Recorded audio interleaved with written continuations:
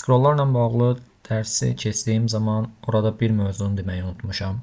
Gəlin indi bu mövzu haqqında ətraflı danışaq. Index.html-də div container içərisində bu şəkildə 3 paragraf etiketim vardır. Style.css-ə gəlirəm. Burada container divimə hündürlük olaraq 100% verirəm və paragraflarıma hündürlük olaraq 100 viewport width verirəm. Bu şəkildə gəldi və mən aşağı hərəkət etdiyim zaman baxın burada scroll 2-nin üzərinə gəlsin və aşağı bir daha aşağı düşdüyüm zaman isə scroll bu şəkildə 3-ün üzərində durmuş olsun. Ona görə də gəlib container divimə scroll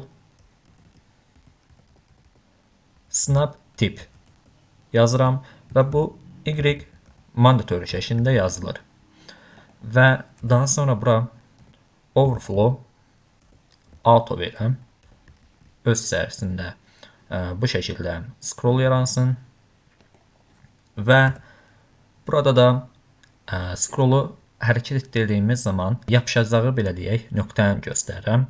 Gəlib burada scroll baxırıq burada snap align start verdiyim zaman baxın başdan başlayıram. 2-nin üzərinə gəlirəm. Bu şəkildə gəlmiş oldu və 3-ün üzərinə də gəldiyim zaman belə bir görünüş almış olacaq.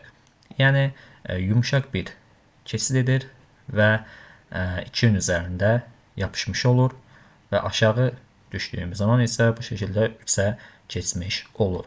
Yəni bunu artıraq. Baxın, hər bir yazının üzərində belə deyək görünmüş olacaqdır. Bu unutduğumuz mövzuda bu qədər. Gələn mövzularda görüşənə qədər hələlik.